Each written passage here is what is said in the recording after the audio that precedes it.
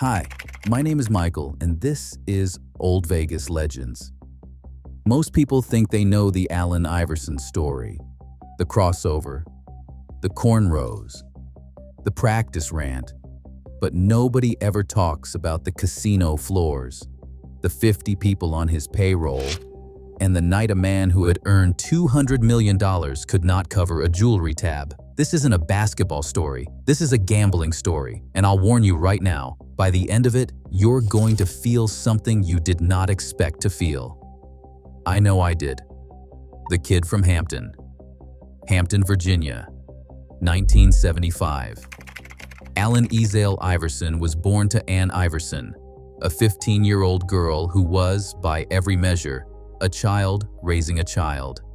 His father, Alan Broughton, was in and out of the picture in the way that men sometimes are when they are boys themselves. The house they lived in flooded regularly. There were times the electricity was cut off. There were times there was no heat.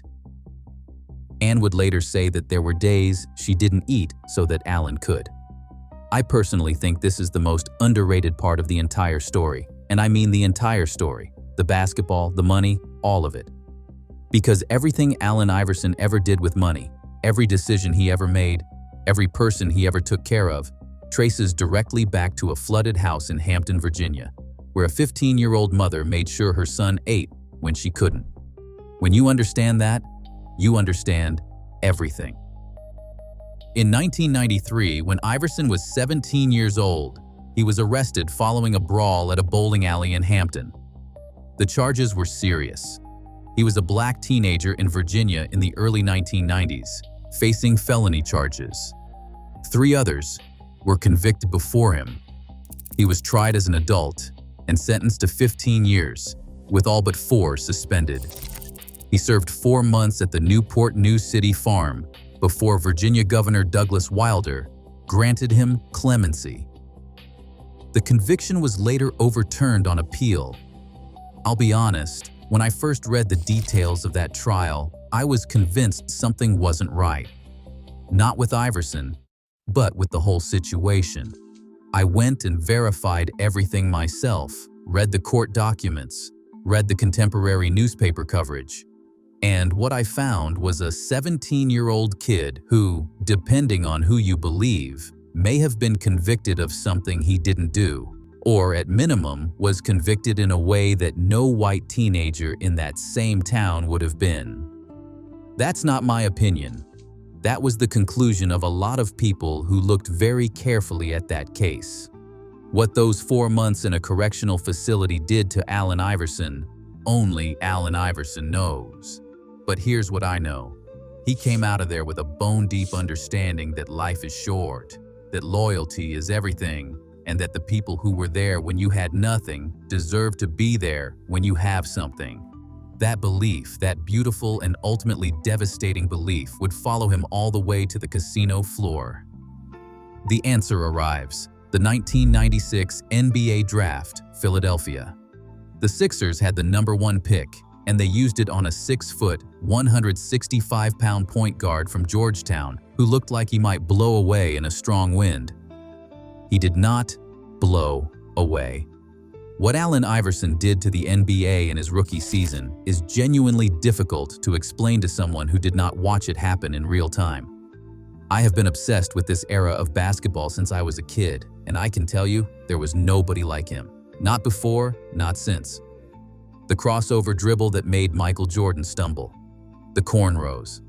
The tattoos covering both arms when tattoos on NBA players were still genuinely controversial. The sleeve, the headband, the baggy shorts, at a time when the league was desperately trying to project a cleaner image. David Stern, the NBA commissioner at the time, was not a fan. Let us just say that diplomatically. But the kids lost their minds. Allen Iverson was the first NBA superstar who looked like the streets, who dressed like the streets, who talked like the streets, and made absolutely no apology for any of it. He was crossover dribble and hip-hop and pure defiance, wrapped in a Sixers jersey. and an entire generation of young people who had never seen themselves reflected in a professional athlete suddenly saw themselves in him, and the brands noticed.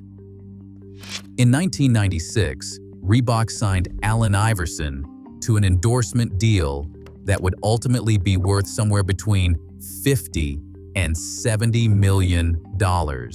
They gave him his own shoe line, the Answer series. Those shoes moved. The Answer 1, Answer 2, all the way through Answer 14. Kids saved up for those shoes the way kids save up for Jordans. Because to them, Iverson was not just an athlete. He was a statement. This is the kind of thing I find myself randomly thinking about at 2 in the morning. It just refuses to leave me. Allen Iverson did not just play basketball. He changed the visual language of what a professional athlete was allowed to be.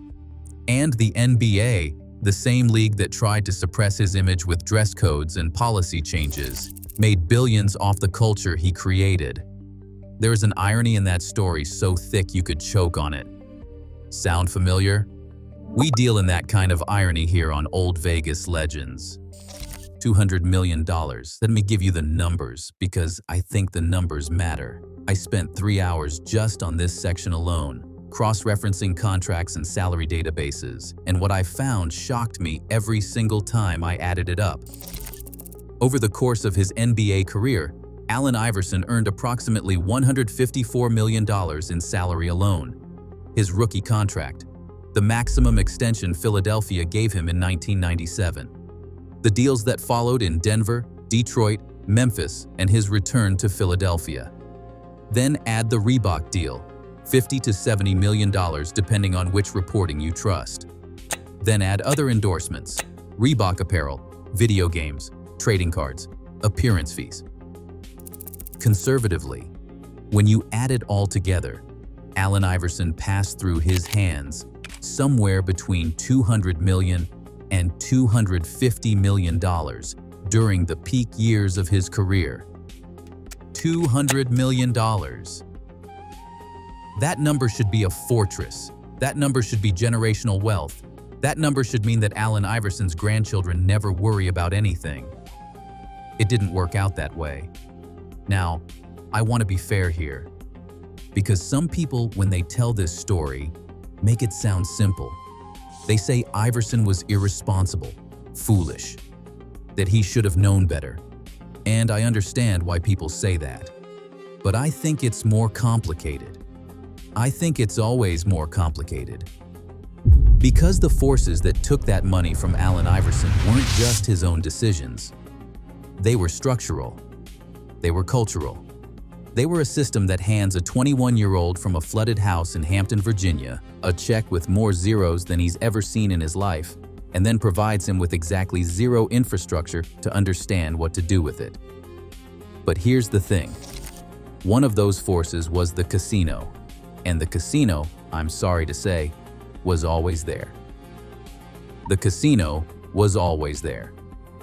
I went down such a deep rabbit hole researching this section that my wife had to physically take my laptop away from me at midnight. I am not exaggerating. I was reading deposition transcripts at 11:58 at night. She walked in, looked at me, looked at the screen, and said, "Enough." She was right. But also what I found was worth every minute. Here is what the people around Allen Iverson, the people who traveled with him, worked for him, and watched it all happen, have said over the years. The gambling was not a phase.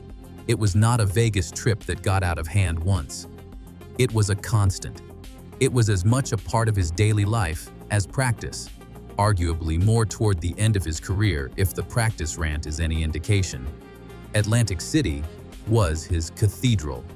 Iverson would finish a game in Philadelphia, a Friday night game, tip-off at 7, final buzzer around 9:30, and by midnight, he was at a table in Atlantic City. Not occasionally, regularly.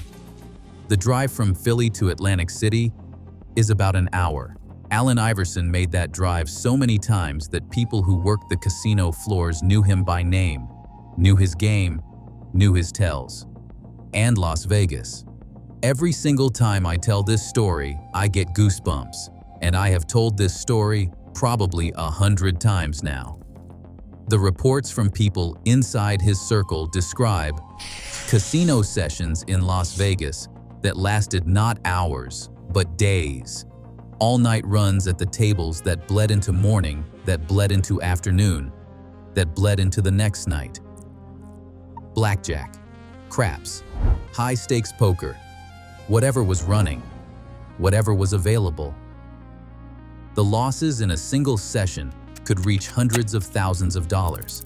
Some accounts put individual nights of losses above $500,000. Some go higher. I will be honest with you. I cannot verify the absolute ceiling of what he lost in a single session, because the casinos do not publish that information, and Iverson has never confirmed specific numbers. But what I can tell you is that multiple people who were there, who watched it happen, have gone on record saying the losses were catastrophic and consistent. Most people gloss over this part, but I think it is secretly the whole point of everything. The gambling was not the only thing that took the money, but it was the accelerant. It was the thing that turned a slow drain into a flood, the entourage that ate him alive. Here is something I personally think about a lot when I reflect on this story. Allen Iverson never forgot where he came from, and I mean that sincerely, as a compliment and as a tragedy simultaneously. At the peak of his career, Iverson was supporting approximately 50 people. 50 family members, childhood friends, security guards, assistants, people who did not have official titles but had official paychecks. He bought cars, he paid mortgages, he covered legal fees, he funded funerals, he gave people money when they asked, because when he was growing up in Hampton, Virginia, nobody gave his mother money when she asked, and he swore to himself that he would never be the kind of man who turned his back on the people who had been there. I have never told anyone this, but the first time I read about the full scope of what Iverson was financially carrying, I actually had to put my notes down and just sit with it for a minute. I come from a big family. I know what it feels like to be the person people call when something goes wrong. I understand, on a small scale, the particular exhaustion and love and obligation that comes with that role. Now, multiply that by 50 people. Now multiply that by $200 million. That feels infinite, but is not. Now, add the casino. The hard truth is that some of those 50 people loved Allen Iverson genuinely and completely. And some of them loved his money. And when you have grown up the way Iverson grew up, when loyalty is the only currency that ever felt real, it is almost impossible to tell those two things apart. The yes men do not announce themselves. They just stay close and agree with everything and make sure they are standing near you when the check comes. His longtime friend and associate, Gary Moore, said in interviews that there were people around Iverson who were actively taking advantage of him, not skimming, taking, writing checks, running up tabs, using Iverson's name and Iverson's credit and Iverson's generosity as a personal ATM. And Iverson, who equated cutting people off with becoming the kind of person he would never be, kept the doors open. The entourage did not destroy Allen Iverson alone. But along with the gambling and the absence of serious financial management in his early career, it formed the third leg of a very unstable table. The spiral. By the mid-2000s, the basketball was starting to go. Not immediately, not dramatically, Allen Iverson was still a force, still an all-star, still the most electrifying player in the room, but the game changes for everyone eventually, and it was starting to change for him. In 2006, after 10 years in Philadelphia, The Sixers traded Iverson to the Denver Nuggets. He went from Denver to Detroit in 2008, Detroit to Memphis in 2009. Memphis released him without playing a single game. He went back to Philadelphia for a partial season.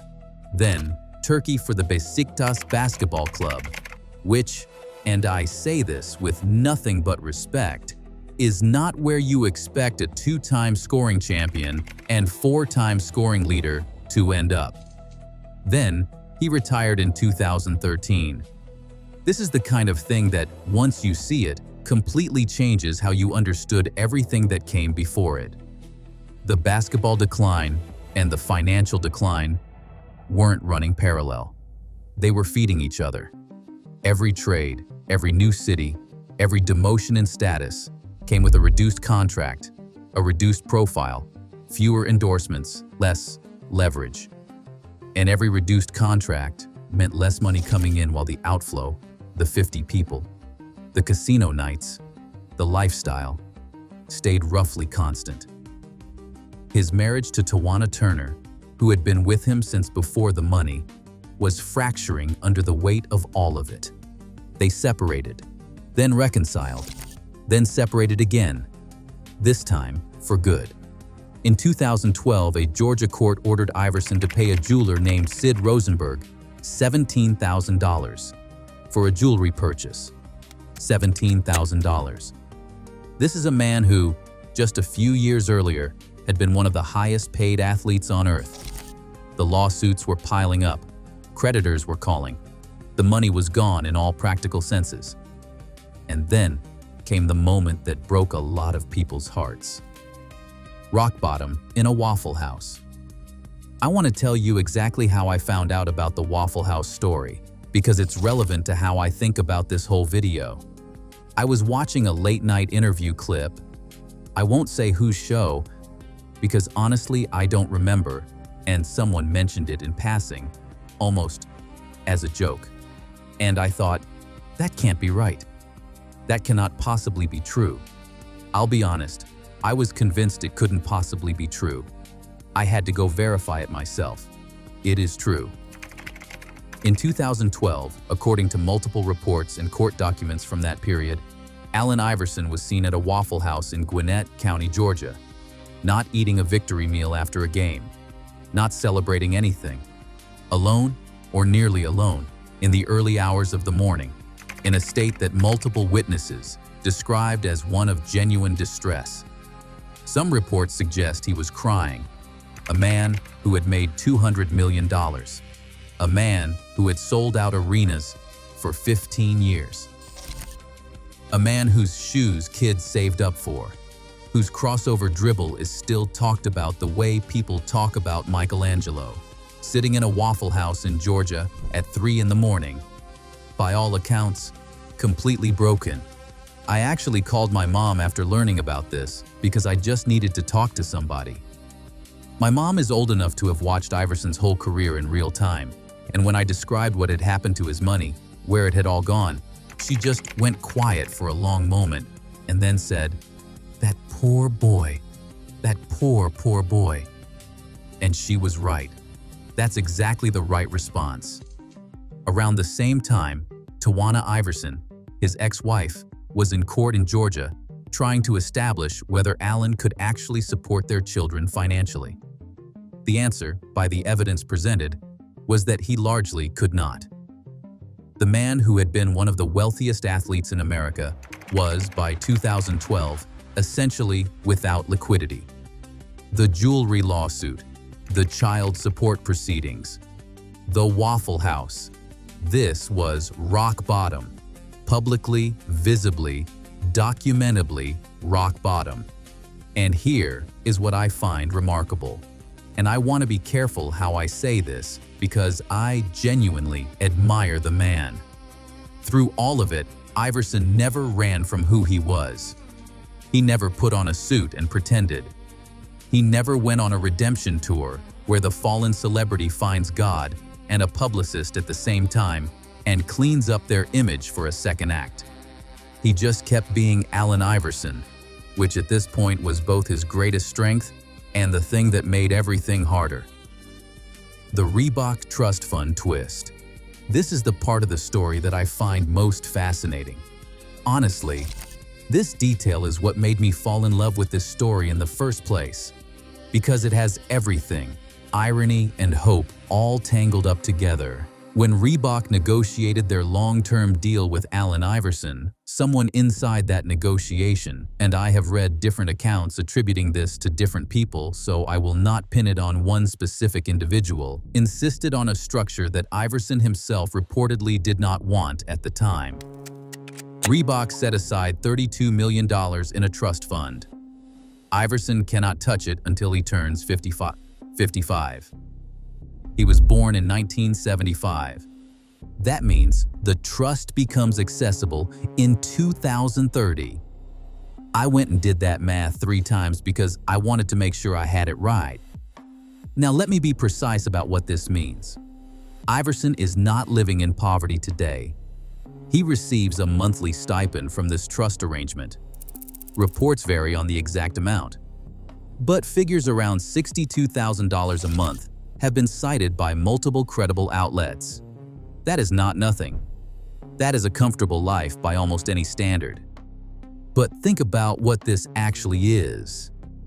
This is Allen Iverson's own money, money he earned, money that bears his name, money that exists because he put his body and his soul into a basketball for 15 years, being kept from him by a legal structure specifically designed to protect him from himself. There is something about that I cannot quite put into words, which almost never happens to me. The people at Reebok, whoever pushed for that structure, may have made the single most important financial decision of Allen Iverson's life, and they made it without his consent. He wanted the money. They said no, and because they said no, he will have something left when he is 55. That is not a feel-good story. That is a complicated, uncomfortable, morally ambiguous story about what happens when the systems around a person have more faith in that person's future than the person does in themselves. The gambling would have taken it. The entourage would have taken it.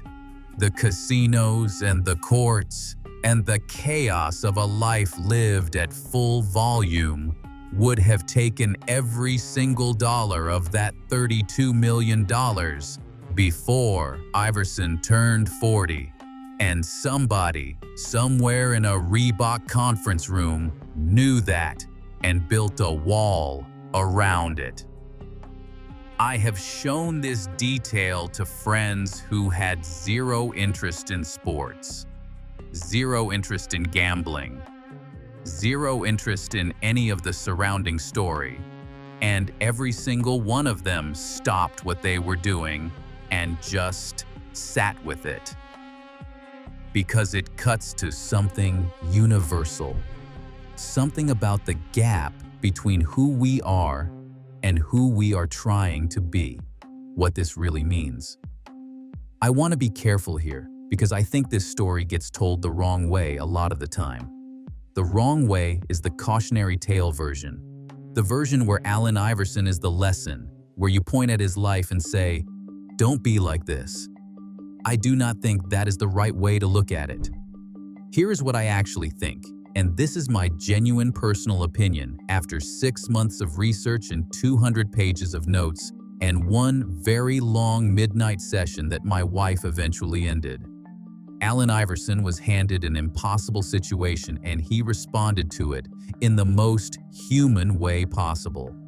He gave money to people he loved because he had been the person who had nothing, and he could not bear to watch the people around him have nothing.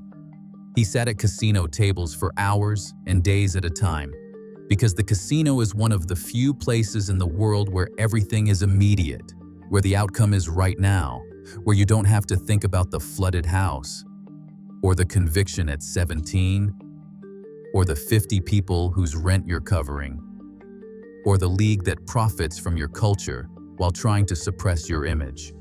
At the casino, it's just the cards. Just the dice. Just this moment. I'm not saying that to excuse the gambling. I'm saying it because I think it's truth, and I think the truth matters more than the lesson. This is a topic I avoided for years because, truthfully, it made me uncomfortable. Athletes losing money is one of those stories that can tip very quickly into something that feels like mockery, like the audience is watching a tragedy and calling it entertainment. I didn't want to be part of that. I finally faced it because I came to believe that the real story, the full story, is actually about something that deserves serious attention. Because Allen Iverson is not unique.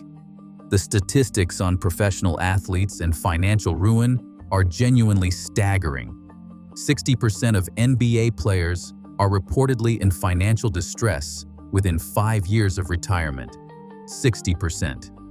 These are men who were handed fortunes and given almost no serious financial education, surrounded by people who benefited from access to that money, operating in a culture that celebrated spending as a form of identity. The casino is just the most dramatic expression of a problem that runs through the entire system. The gambling is visible. The bad advice is invisible. The systemic failure to prepare young men from difficult backgrounds for the experience of sudden, extreme wealth is invisible. The casino gets the story because the casino has a number. You can point to a losing night and say that's what it cost. The other things are harder to quantify. This is one of those things I find myself thinking about randomly. Not just about Allen Iverson, but about what we actually owe you, the people we profit from. The NBA made billions off Allen Iverson's image, his style, his cultural influence. Reebok made billions. The casinos of Atlantic City and Las Vegas made, over the course of his high-rolling years, a very substantial sum. And the question I keep coming back to is, what did any of those institutions put back? What did any of them do to make sure that when the cameras turned off and the contracts expired and the chips were cashed, the man who generated all that value was standing somewhere solid? The answer, as best I can tell, is the trust fund that he didn't want and the stipend that keeps him from poverty, which isn't nothing.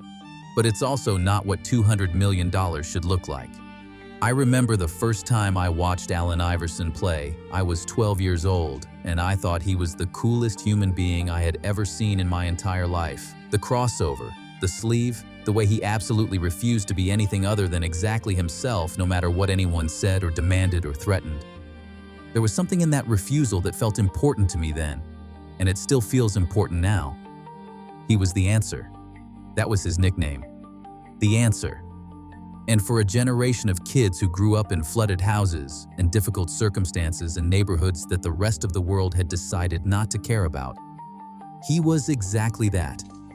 He was proof that you could come from nothing and become something the whole world had to pay attention to.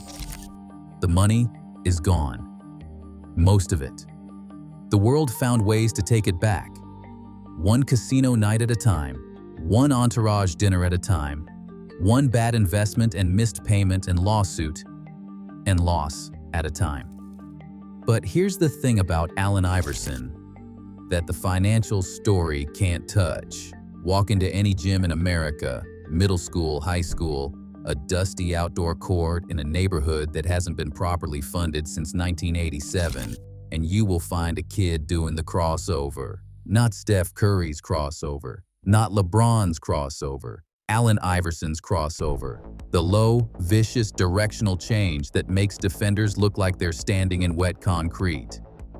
The money is gone. The crossover isn't going anywhere. $200 million came in and went out, swallowed by casinos and loyalty and the chaos of being Allen Iverson in a world that wanted everything he had to offer and gave him very little back. Money. But the answer isn't broken. He's just waiting, in all the ways that matter, for 2030. And one more thing, because I can't help myself. If you are reading this, And you are the person in your family that everyone calls when something goes wrong, the person who picks up every tab and answers every call and never says no because you know what it felt like when you had nothing. I see you. I understand why you do it. And I hope you also have someone looking out for you the way that the Reebok conference room looked out for Allen Iverson, even when he didn't want them to. That was the story of Allen Iverson and what happened to $200 million. Which part hit you the hardest? Tell me in the comments. I read every single one. If you want to keep exploring the stories behind the legends, the real stories, the complicated ones, the ones that refuse to be simple, hit subscribe. Because every legend has a story, and we never forget.